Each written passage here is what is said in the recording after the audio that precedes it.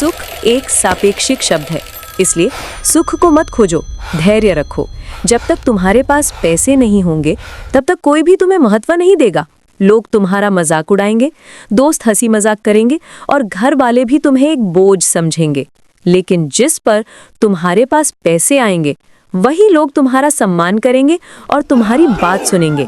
समझ लो, ये दुनिया तुम्हें पैसे के बिना सिर्फ एक मजाक समझती है और यही कड़वा सच है। तो चलिए शुरू करते हैं फ्रांज काफ्का की द मेटामॉर्फोसिस।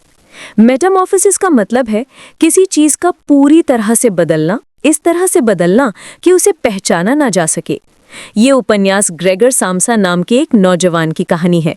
एक सुबह वो जागता है तो देखता है कि वो एक विशाल कीड़े में बदल गया है, शायद एक तिलचट्टे या खटमल जैसा कोई कीड़ा।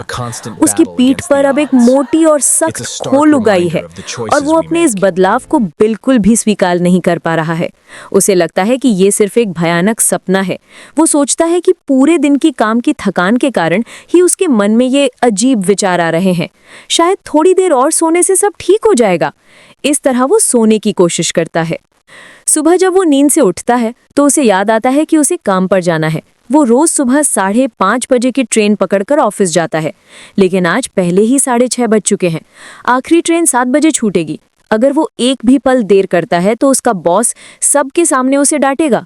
ठीक तभी उसकी माँ दरवाजे पर दस्तक देती है। वो अपनी माँ की पुकार का जवाब देने की कोशिश करता है क्योंकि वो जानता है कि ऑफिस के लिए देर नहीं कर सकते। लेकिन थोड़ी ही देर बाद जो उसे सबसे ज्यादा डर था वही होता है। उसका बॉस उसके घर आ जाता है। उसके बॉस को यकीन था कि ग्रेगर ने ऑफिस न आने का कोई बहाना ढूंढा होगा, लेकिन असल में ग्रेगर ऑफिस का सबसे मेहनती कर्मचारी था। हालांकि उसका मैनेजर उसकी कड़ी मेहनत को कभी महत्व नहीं देता था। उसका बॉस, माँ और पिता तीनों मिलकर जोर जोर से दरवाजा खटखटाने लगते हैं। वो बार बार उसे बुलाते हैं, लेकिन अंदर से कोई जवाब नहीं आता। एक समय पर वो दरवाजा तोड़ने का फैसला करते हैं। ठीक तभी ग्रेगर धीरे धीरे रेंगता हुआ दरवाजे के पास आता है और दरवाजा खोल देता है। ग्रेगर को देखकर सब हक्के बक्के रह जाते हैं। उनकी आंखें आश्चर्य से बड़ी हो जाती हैं। वो कहते हैं, हमारे बेटे के कमरे से इतना बड़ा कीड़ा निकल रहा है। ग्रेगर के इस विकृत रूप को देखकर उसका बॉस घबरा जाता है और तेजी से वहां से भाग जाता है। वो उसे रोकने की कोशिश करता है क्योंकि वो कहना चाहता था कि मैं कोई बहाना नहीं बना रहा हूँ, मैं सच में लाचार हूँ। लेकिन आगे बढ़ते ही वो अपना संतुलन खो देता है और गिर जाता है। अब वो पूरी तरह से एक विशाल उसकी माँ और बहन एक एक करके उसके कमरे से सारा सामान निकाल रही थी। एक दिन जब उसकी बहन कंधे का बर्तन निकाल रही थी तो ग्रेगर उसके पीछे जाकर खड़ा हो जाता है। गलती से बर्तन गिरकर टूट जाता है और उसके टुकड़ों में से एक टुकड़ा ग्रेगर के शरीर में चुभ जाता है। ठीक तभी उसके पिता घर में प्रवेश करते हैं। दिन भर की कड़ी मेहनत से उनका मिजाज वैसे ही खराब था। उन्होंने कुछ भी सुने बिना एक सेब फेंका जो ग्रेगर के पीठ में गहराई तक धंस जाता है। इससे उसे बहुत दर्द होता है, लेकिन अब वो ऐसी हालत में है कि कुछ भी करने में असमर्थ है। पैसे की कमी के कारण वो अपने घर का एक कमरा किराए पर देने का फैसला करते हैं। 3 किराएदार भी मिल जाते हैं, लेकिन उनकी शर्त थी कि कमरा साफ सुथरा होना चाहिए।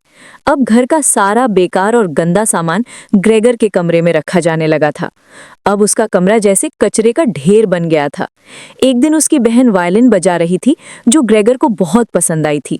कर्मचारी की गलती के कारण उस दिन ग्रेगर का कमरा बंद नहीं था, इसलिए वो रेंगता हुआ बाहर डाइनिंग एरिया में आ जाता है। ग्रेगर के बदसूरत चेहरे को देखकर किराएदार एकदम से चौंक जाते हैं। वो कहते हैं, आप लोग इतने गंदे हो कि इतना बड़ा कीड़ा पाल रखा है। अब हमारे लिए यहाँ रहना असंभव है। हम जितने दिन रहे हैं उसका किराया भी नहीं देंगे। कुछ दिनों बाद उसकी माँ सिलाई का काम शुरू कर देती है और उसकी बहन को भी एक नौकरी मिल जाती है। धीरे धीरे वो सब अपनी जिंदगी में व्यस्त हो जाते हैं। कुछ दिनों बाद वो अपना पुराना घर बदलना चाहते हैं, लेकिन वो ग्रेगर को साथ नहीं रखना चाहते। अब ग्रेगर में किसी की दिलचस्पी नहीं है। उसकी बहन, जो कभी उसकी सबसे ज्यादा देखभाल करती थी, अब उससे नफरत करती है। उसकी बहन साफ साफ कह देती है कि अब हमें इस कीड़े से छुटकारा पाना होगा। उसके माता पिता भी इससे सहमत होते हैं। ये सुनकर ग्रेगर का मन पूरी तरह से टूट जाता है। वो खुद को कोसने लगता है। मेरे परिवार ने जो कहा है वो बिल्कुल सही है। मैं सच में एक कीड़ा हूँ। मैं किसी के प्यार के लायक नहीं हूँ। वो धीरे धीरे अंदर के कमरे में चला जाता है।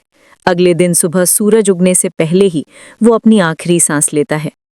फ्रांस काफ्का ने 1915 में ये उपन्यास लिखा था, लेकिन आज 110 साल बाद भी इसका अर्थ उतना ही गहरा है। दिन रात कड़ी मेहनत करते करते और परिवार को चलाते चलाते एक इंसान सच में धीरे धीरे एक कीड़े में बदल जाता है। लेकिन याद रखो, जब तक तुम कमाने वाले हो, जब तक तुम दूसरों के लिए उपयोगी हो, तब तक हर कोई तुम्हें महत्व देगा। लेकिन जिस पल तुम लाचार हो जाओगे, लोग तुम्हें छोड़ने में जरा भी नहीं हिचकिचाएंगे। तभी तुम अपने अस्तित्व के संकट को समझ पाओगे।